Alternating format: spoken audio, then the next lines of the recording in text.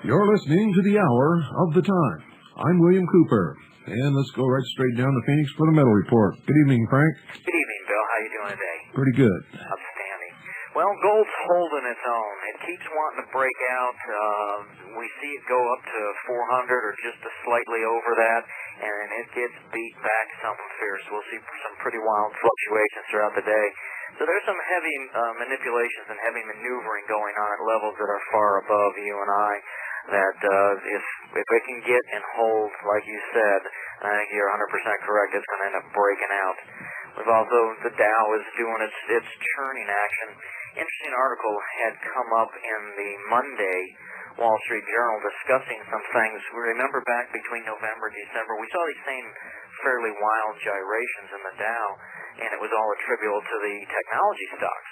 Well, it turns out that during that time frame, Magellan was dumping some $10 billion worth of technology stocks that use Fidelity Investments and some other brokerage firms to kind of on the QT dump these technology sector stocks, spread it out. Hey, and guess where they put the funds that they got? Where? Gold positions. Okay, so something's up and something's real big.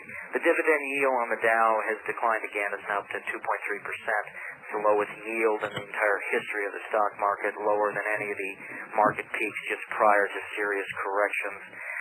Some investors, they've tried to dismiss this.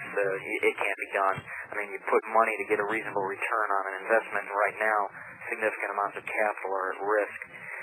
Technical analysis of the stock market. In December, we had a low of 50.5932.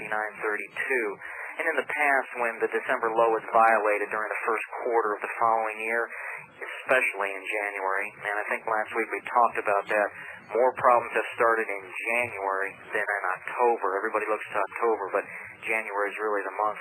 It bodes ill for both the market and the economy, usually for the rest of the year. I don't think we can expect 35% gains in the Dow this go around. The other thing, we looked at where's the money, what's been happening. We saw what was going on with the brokerage firms last week. Well, let's look at the mutual funds. The mutual fund index from Investors Business Daily. Basically, it topped out in September. Anybody bought into a mutual fund in September, more than likely is upside down. It's flatlined, and it looks like it's starting what is tentatively called a primary bear market. So we got some things that are starting to bust loose here. None of them are going to be very nice to people. I would really encourage them to rethink what they're going to do with their finances this year and get something done. Hey, Magellan is. What else can we say? I love your sense of humor. Yeah, I mean, if it's good enough for the big boys, it's good enough for us. But we are seeing some significant activity and some back and forth and some serious infighting amongst the various entities, and we'll see gold go up and down $3 during the day. It's absolutely unbelievable. So there's some serious action happening when that's going on. Absolutely. So anyhow, that's pretty much it for this evening. Anything special for the listeners? Not really. We're pretty much where we're at.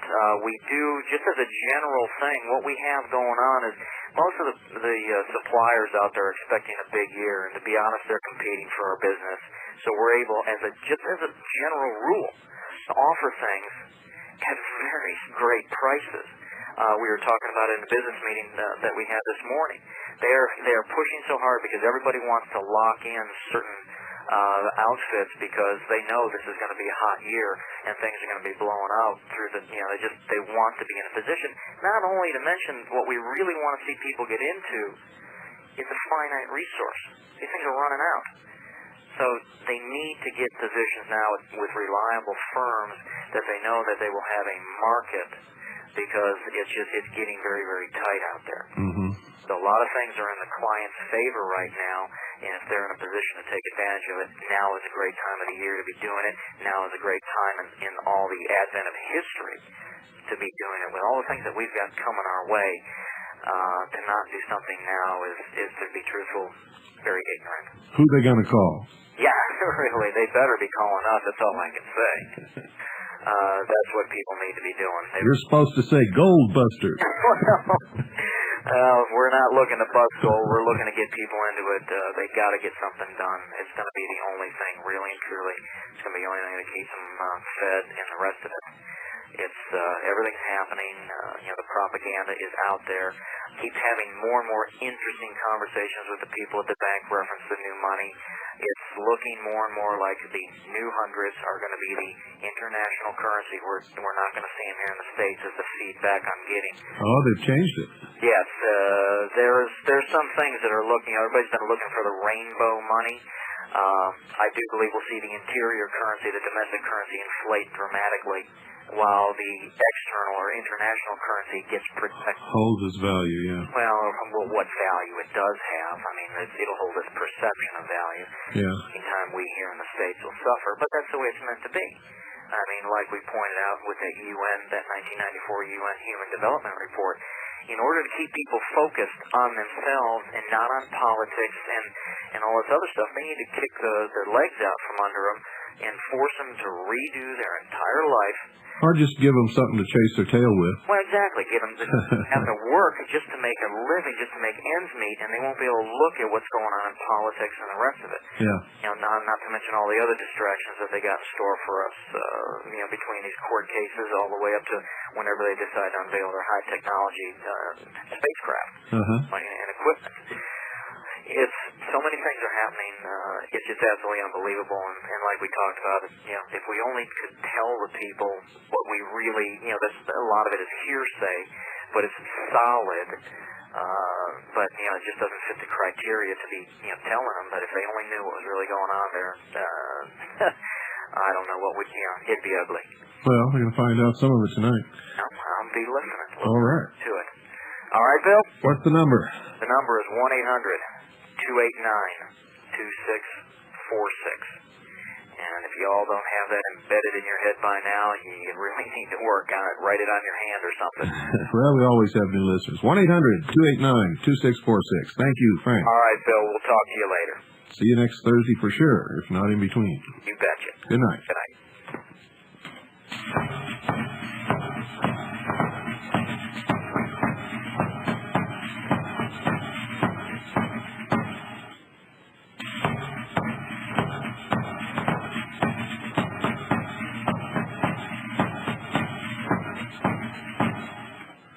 Ladies and gentlemen, the Second Continental Army of the Republic is recruiting. We're looking for leaders, people with military training and experience, people who are good organizers, who can keep their mouths shut and adhere to the policies of the Second Continental Army of the Republic, who will follow faithfully all legal and lawful orders of the officers appointed above them, who can lead men and who can either train them or find someone who can train them and supervise that someone. And we are serious, ladies and gentlemen. We're also looking for pilots. Pilots with or without planes. If you have planes, any and all types of aircraft. If you fit that description, and you are not a convicted felon, self-proclaimed prophet, religious fanatic, reactionary, insane person, or any of the other undesirable traits that are floating around out there, send me a letter with a copy of your resume and a point of contact, address, and phone number. We are going to be ready for whatever happens, all the while working to try and ensure that nothing happens but we are going to be responsible in our actions either way. If you want to be a part of all those Americans who are banding together and preparing themselves to preserve and protect liberty and freedom for all peoples, and yes, liberty and freedom are two different, distinct things, ladies and gentlemen, then we're looking for you. If you're already a leader of a militia, we are interested in talking to you. All of you disparate groups out there who have no real command structure, who have no command staff, who have no good leadership or policies, who have no strategic planning, you need to contact us, because we do. And you need to do it as soon as possible, ladies and gentlemen, because time is running out. Time is running out.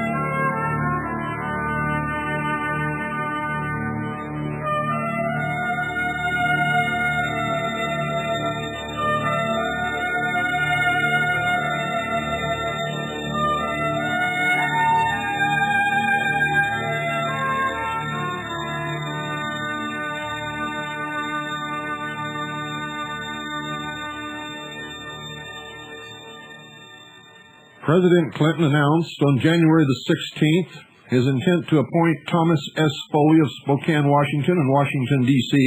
as the chairman and member of the President's Foreign Intelligence Advisory Board. Former Representative Foley served in the United States House of Representatives from 1965 to 1994 and was Speaker of the House during the 101st, 102nd, 103rd Congress. He served as House Majority Leader of the 103rd Congress, and in that capacity he was a member of the House Permanent Select Committee on Intelligence. He also served as Majority Whip and Chairman of the House Democratic Caucus. Mr. Foley serves on a number of boards of directors, including the Board of Advisors for the Center for Strategic and International Studies. He is a member of the Council on Foreign Relations and previously a member of its board of directors. Mr. Foley is a partner in the law firm of Aiken, Gump, Strauss, Hauer, and Feld. He is married to the former Heather Strachan.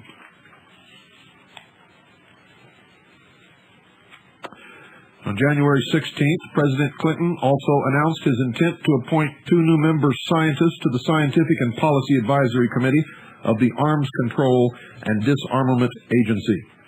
Randall Forsberg of Massachusetts is the founder and director of the Institute for Defense and Disarmament, IDDS, a non-profit research center in Cambridge, Massachusetts.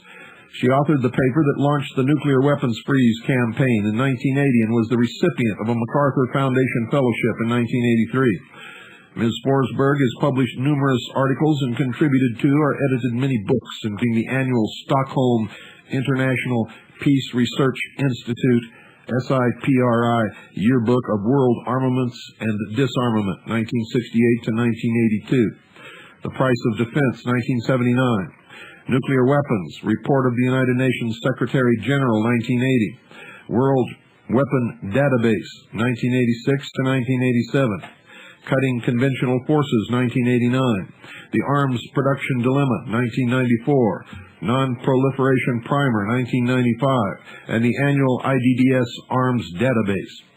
She is an adjunct research fellow at Harvard University and has served on advisory panels for the University of California, Ohio State University, and the University of Notre Dame, as well as the United States Congressional Research Service, the United States General Accounting Office, and the United States Office of Technology Assessment. Patricia McFate of Maryland is currently a senior scientist at the Science Applications International Corporation. Dr. McFate is an expert in the technical issues of national security, particularly arms control, treaty verification, and implementation. She has served as a consultant to the United Nations group of experts on the subject of verification in all its aspects, including the role of the United Nations in verification. In addition, she has served as Deputy Chairman of the National Endowment for the Humanities, 1978 to 1981, as a member of the Strategic Council of the University of Arkansas, and as the Vice Provost of the University of Pennsylvania. The Scientific and Policy Advisory Committee of the Arms Control and Disarmament Agency is responsible for advising the President, the Secretary of State, and the Director of the Arms Control and Disarmament Agency on scientific, technical, and policy matters affecting arms control, non-proliferation, and disarmament. Both Randall Forsberg and Patricia McFate are Marxists.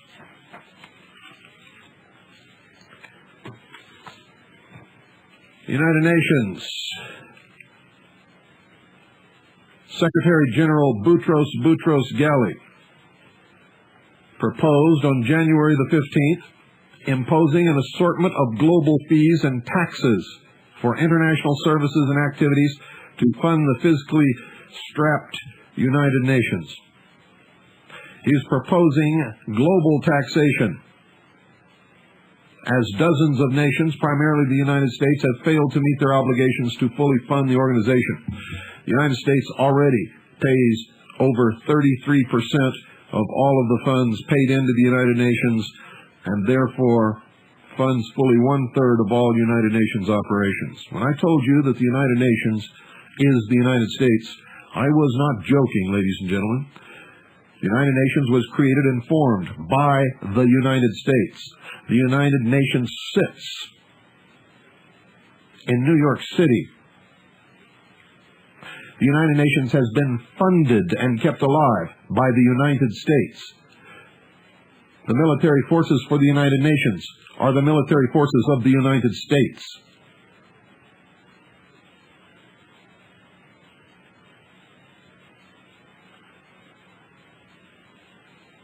There's a great desire on the part of the United Nations chief, Boutros Ghali, to free the organization from the vagaries of domestic budget negotiations in the nation's capitals.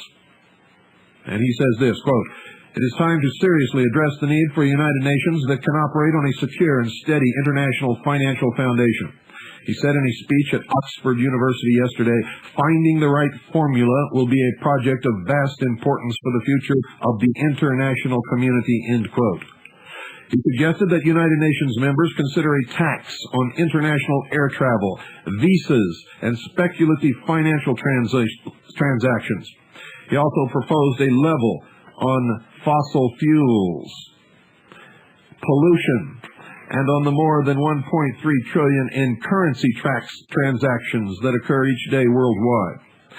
He also asked countries to consider setting aside a small portion of the savings from downsizing their armies and the elimination of subsidies to protected industries.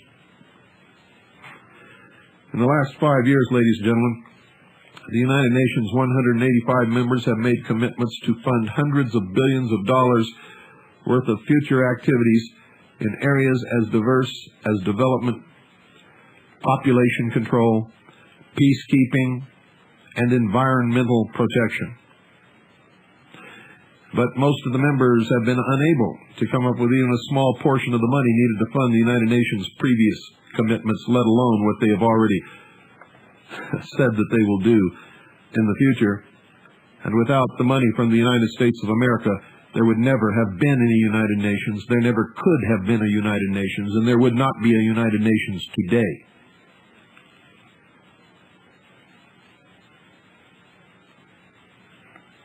Boutros Ghali said last month that the current financial crisis may have deeper roots than the current budget squabble in Washington. He said the increasing accumulation of wealth in the private sector will have to be tapped to ensure the United Nations' future. Do you know what that means? Globalization, he said at a December 18th news conference, is diminishing the role of the member states. Multinationals are 10 times richer than the majority of member states, and we have to obtain their assistance. And they'll get their assistance because the multinational corporations cannot exist without the international globalization and ideas that constantly flow from the United Nations. The idea of a global tax, ladies and gentlemen, is not new. You see, it was first introduced in the early 1970s by James Tobin, who won the Nobel Prize for Economy. And he wanted to do it to curb stock market speculation. He advocated placing a small tax, folks, on foreign exchange transactions in order to avert market volatility.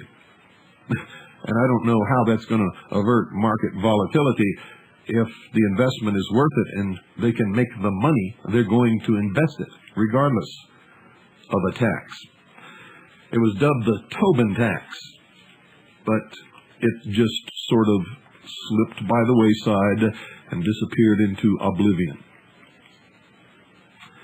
But now that the United Nations is facing a $2.4 billion shortfall, Boutros Ghali has ordered a feasibility study to be done to consider a United Nations tax on all nations that are members.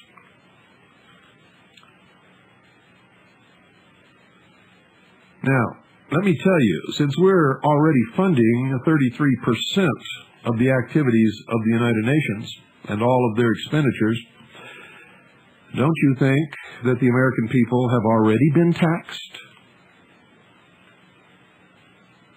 You see, the money comes from us. It doesn't come out of some drawer in Washington, D.C. Washington, D.C. doesn't have any money. It comes from the American people in many, many different ways. You would be amazed at how many hidden taxes you pay on a loaf of bread, or on a gallon of gas, or on tires, or on anything that you can imagine. Especially if it has a number of different ingredients that make up the final product. They're all taxed. But most Americans don't even think of that.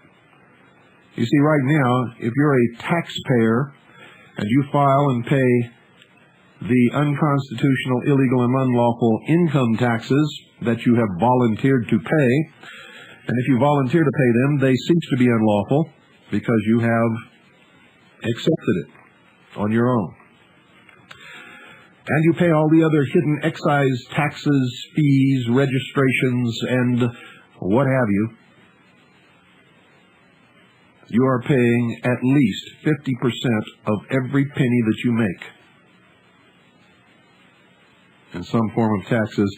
And now, on top of the fact that the American people are paying 1/3 of all of the monies that is spent by the United Nations, Boutros Ghali wants to levy another tax upon the United States of America and its people. I wonder if he did that, if we would have to stop paying the 1/3. I think, ladies and gentlemen, the way they're going, and with the anger of the American people, and the willingness of many of us to draw a line at some point, that the United Nations days are numbered.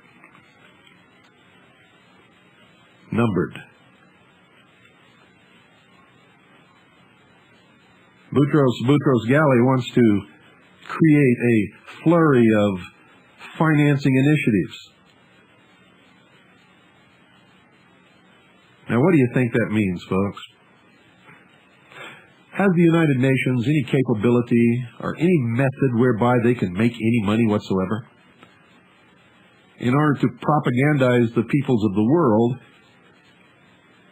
everything that they do is free. You see, if it wasn't, they would have a lot more resistance than they even do now. And they would have gone out of existence a long time ago. So when they say that they're putting together feasibility studies to figure out how they can make money, they're not talking about making money. They're talking about taking our money. Now, think for just a couple of moments. If the American people are so upset at the amount and the methods by which taxes are levied against us now,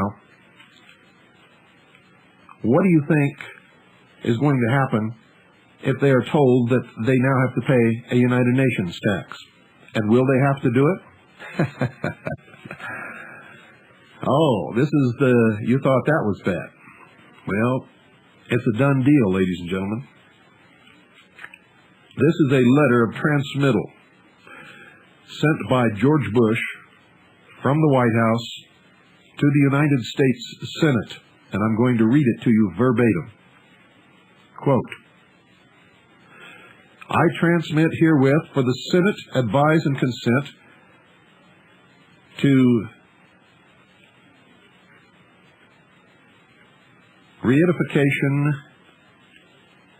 a convention on mutual administrative assistance in tax matters among member states of the Council of Europe and the Organization for Economic Cooperation and Development, OCED, done at Strasbourg, January 25th, 1988, and signed by the United States in Paris on June 28, 1989.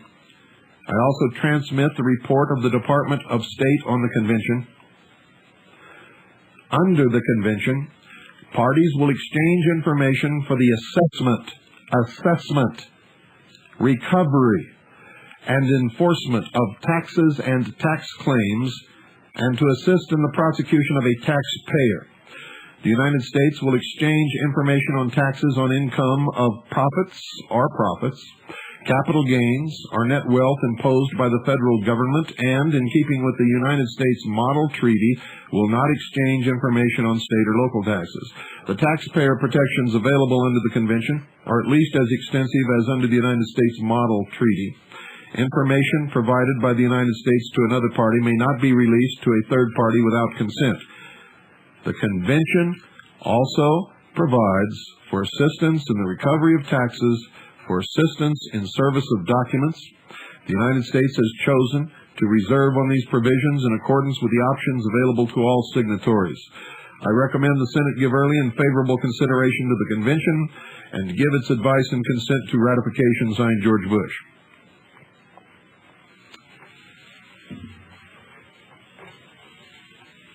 How about that?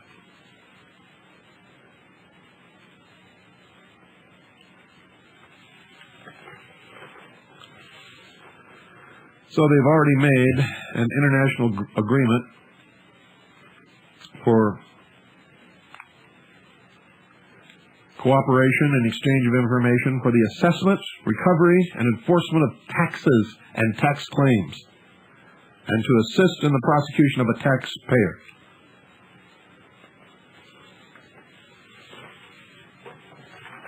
Doesn't say anything about the United Nations, ladies and gentlemen. But once the United Nations levies a tax, guess what? Guess what? And the first two guesses don't count, for those of you who are a little slow.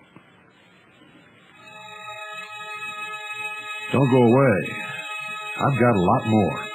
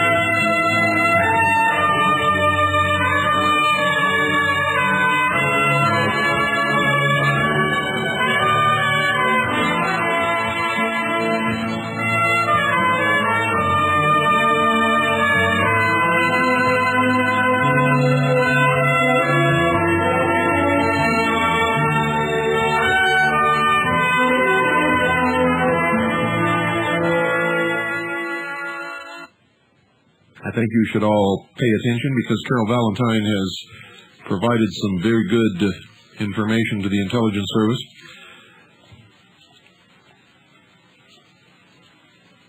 Deputy Director Frank Wisner referred to the Central Intelligence Agency's worldwide propaganda machine as the mighty Wurlitzer. And indeed, the agency's skill at murdering people is matched only by its ability to murder the truth. The CIA has published literally hundreds of books that spread its party line on the Cold War. It was particularly proud of the Pennikovsky Papers, supposedly the memoirs of a KGB defector, but actually completely ghost-written by CIA scribes, along with the Gemstone Files and a whole bunch of other things. That's my insertion. A bit more embarrassing was Claire Sterling's The Octopus, which advanced the now discredited theory that the Russians were behind the 1982 attempt on the life of Pope John Paul II.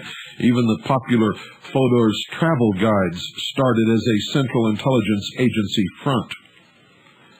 The CIA also owns dozens of newspapers and magazines the world over. These not only provide cover for their agents, but allow them to plant misinformation that regularly makes it back to the United States through the wire services. The CIA has even placed agents on guard at the wire services to prevent inconvenient facts from being disseminated. In 1977, famed Watergate journalist Carl Bernstein revealed that over 400 United States journalists had been employed by the Central Intelligence Agency. Over 400 United States journalists had been employed by the Central Intelligence Agency. And he should know.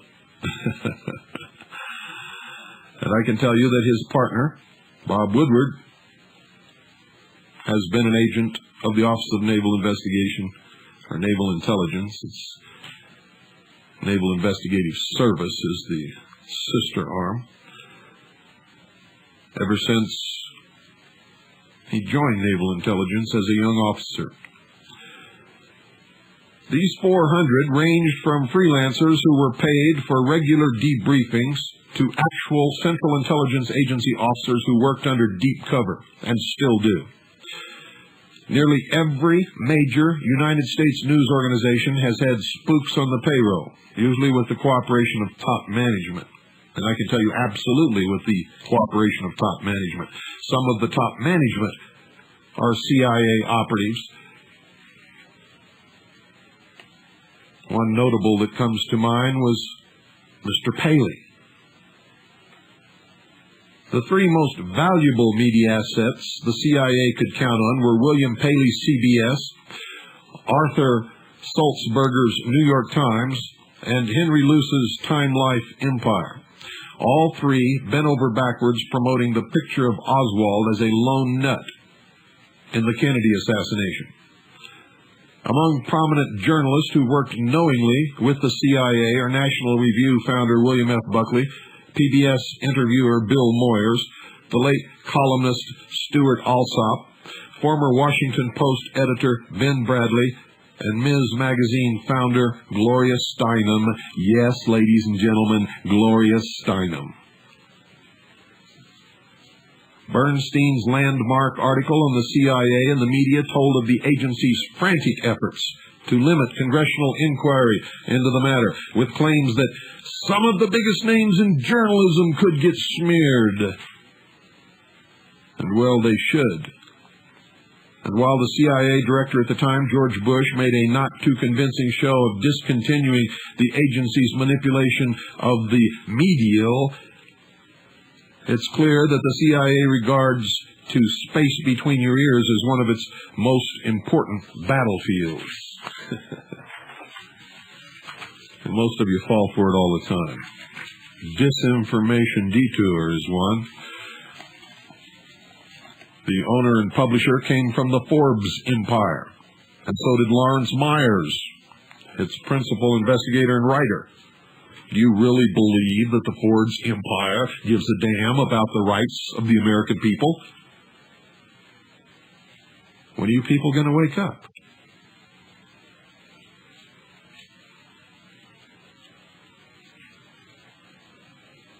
If the Central Intelligence Agency, ladies and gentlemen, has so many representatives in the media, how many do you think it has feeding stories and commentaries into internet postings, Patriot fax networks?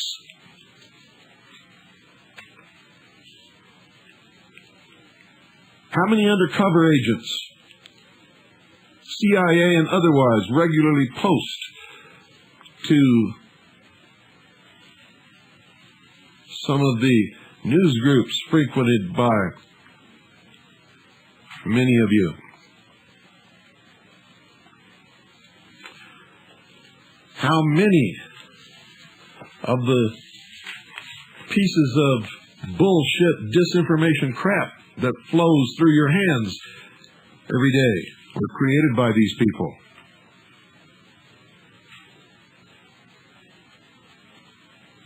I suggest you do some serious thinking about it.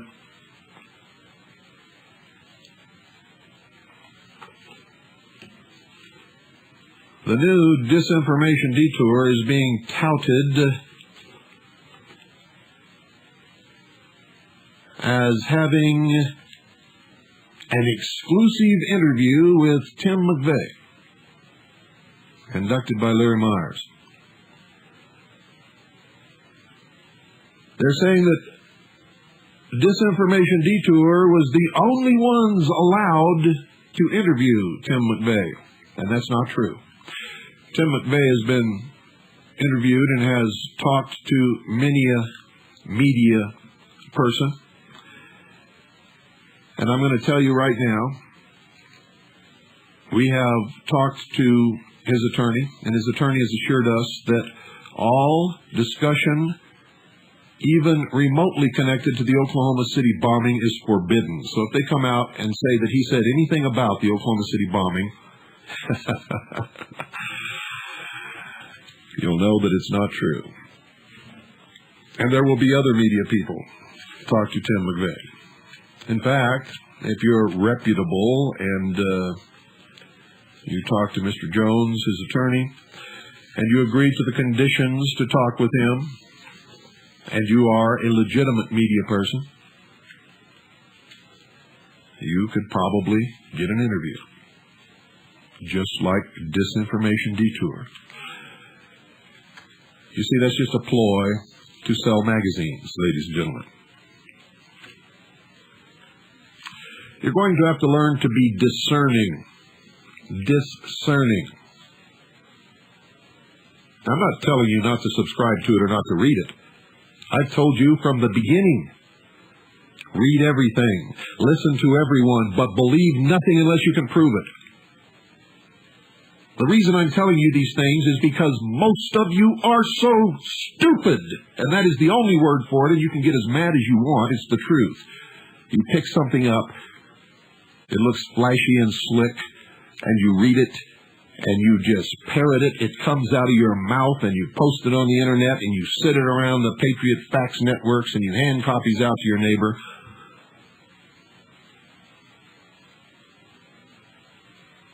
And when you do that, you are helping to destroy this nation, whether you know it or not. It's true. You didn't do any checking. You didn't do any investigation. And most times, all it takes is one telephone call. You don't even put it to the common sense test. Are you kidding me? A tractor-trailer truck of 5 computer hackers driving around the country, hacking in to the most secure computer financial databases in the world, and nobody even says a peep. Where are they plugging into while they're driving around in this tractor-trailer truck, you blithering idiots?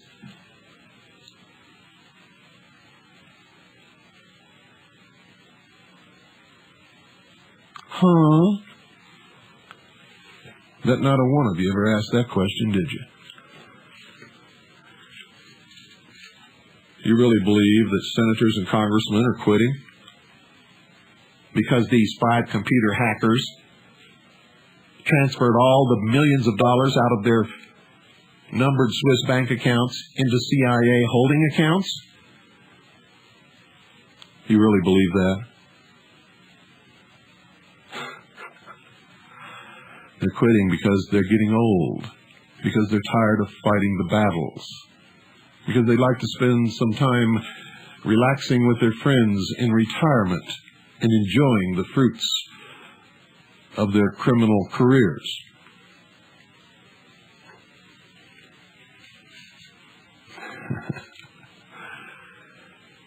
Hi, Chihuahua. It is amazing. Absolutely amazing. It is beyond amazing.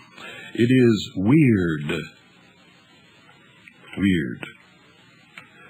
And down in Texas, we have a bunch of people that got together and decided they're going to make the Republic of Texas. And when the Texas Supreme Court refused to hear their case, they set up their own Admiralty Tribunal and judged in their own favor, and then skipped the U.S. Supreme Court, took it to the International Court of Justice at The Hague, who took a look at it, laughed, handed it back to them, and said, "We're not going to hear this. Get out of here." And then they took that and sent it all over the place and telling people at all the radio shows all across the country that they won their case because they were right. You know, I go through this with you people several times a year. I could click them off, just name them right off down the line, all the scams that you fall into, and you don't learn anything from all the ones that have passed. You fall right into the next one, just like you got blinders on, and you're walking through a field full of holes.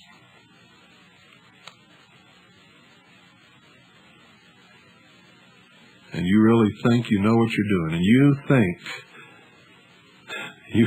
you really think you're going to make this a better country? You can't even keep your life straight. Then they appeal to the United Nations for their jurisdiction to order the United States to let them be a, quote, sovereign, end quote, Republic of Texas.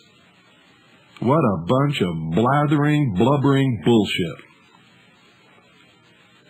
And until this broadcast started really investigating and really digging and really bringing the truth to you, you were all following right into it. So fast and so eager, you were tripping over the heels of the fool in front of you.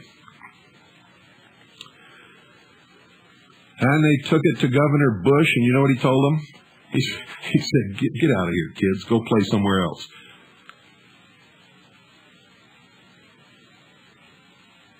You're not going to take this state away from us. How many people you got? 200-300 people? Against how many millions? I like being governor, and I like being part of the United States of America. And besides that, my father is George Bush, and we're making a world government. You think you're going to get in our way? Squash! And in the meantime, what are you doing? Diverting everybody's attention away from what they should be doing. From the truth. And from being involved in something that can really, ultimately, preserve and protect our liberties and our freedoms. And just the other day, faxes were pumping out reams of information on Bobo Grits having been arrested in Cleveland, and not a one of you bothered to call Cleveland to find out. Just passed it right on. And what was the next one? Just the day after? Oh, there's a town in Montana. It's been invaded by the United States Marines. They've shut off the water, they've shut off the electricity, and they're going after the freemen. And they're arresting tax protesters and confiscating weapons. You know, folks, there's days when I don't want to be connected with you, don't want to know you, don't want to even be in the same world with you, because you are so absolutely ignorant and stupid. And unless you straighten up your act, unless you become real people and stop being these woolly little fuzzy things floating around on little puffs of dreams and wishes, you're not going to save anything. You're going to be slaves, because that's slave behavior. You're being manipulated and led around and lied to and scammed, and you don't even seem to care. It's almost as if that's what you need to be able to live. And if you can't have it, you just fall to pieces.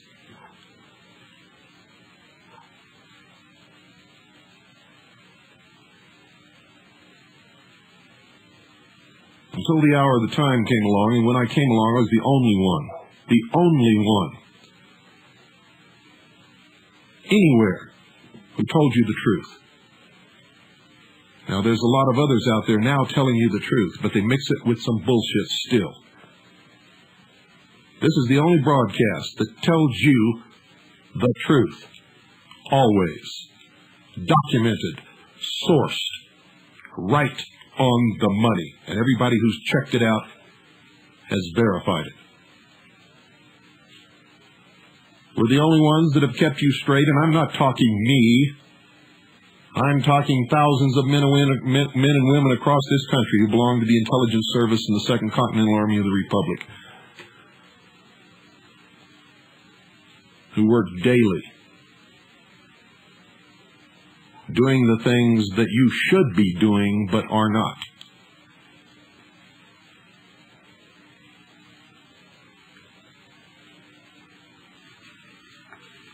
And they feed into the intelligence service reams and reams of information every single day, which is constantly being collated and analyzed and put into two different puzzles. One is the deception and one is the truth. You people think you know the truth because your neighbor gave you something that came off the Patriot Facts Network, and I'm telling you right now, you don't know dip about almost anything. And I don't care who you are. That's generally the truth.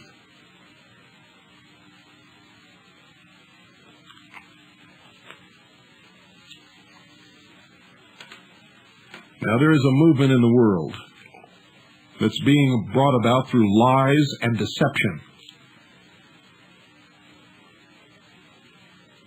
And they have fooled a lot of people with these lies and deception, and they have gained a great consensus of opinion in their favor. And they're able to hold that opinion and gain that political clout, because when people look at the alternative and listen to you, they see a bunch of fools out there chasing their tails, and they don't want to be a part of that.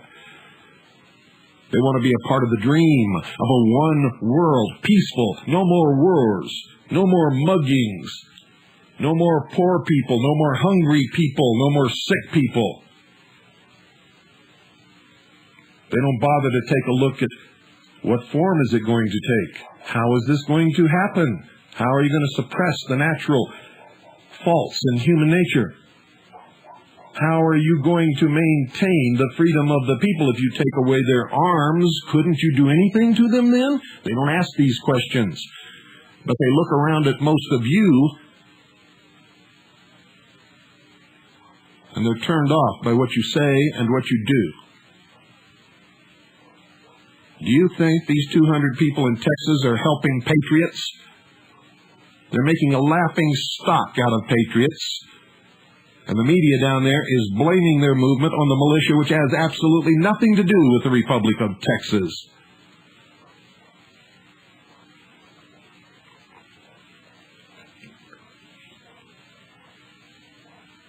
We work hard, and we make headway. And every time we do, you knock us back 5 notches behind where we started.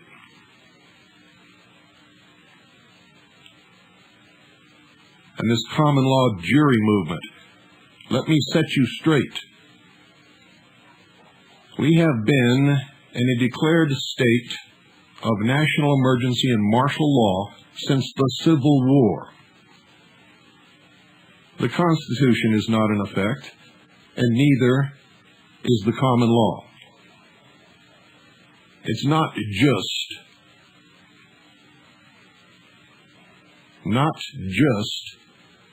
the war powers in 1933. It started long before that. in the Civil War, military districts were set up. When you see the flag in the courtroom with the yellow fringe on it, it stands, ladies and gentlemen, for an admiralty court under martial law. You're in a military jurisdiction, and they're laughing at you all the time.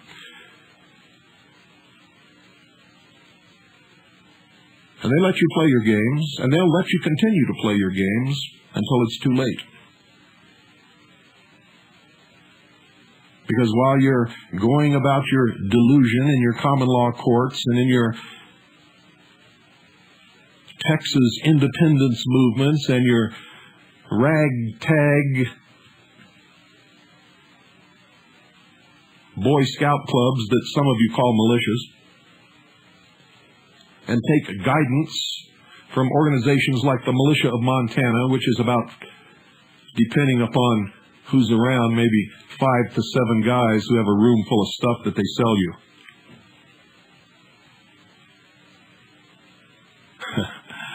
That's the extent of the Montana militia.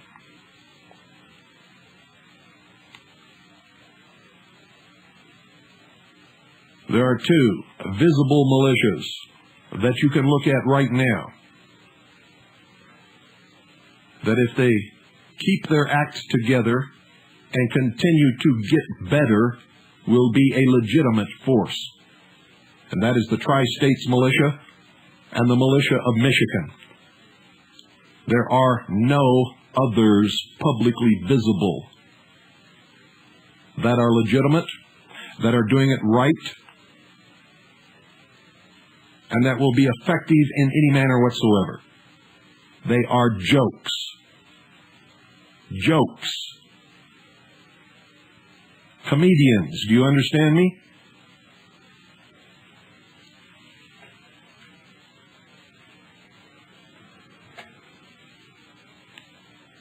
I'm going to say this again. Don't miss one broadcast of the hour of the time, because you don't have much time left. And you had better start listening and preparing. And you'd better start getting smart and directing your energies in the proper direction.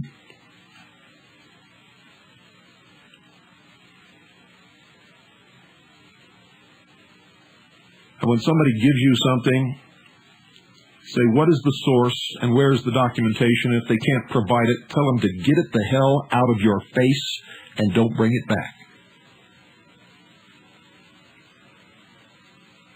Now, I know that you understand that.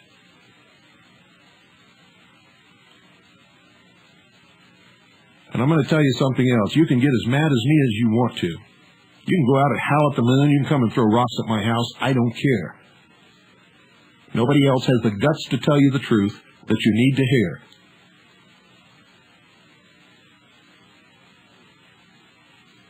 And so I will do it. Good night. And God bless you all. And God save the Republic.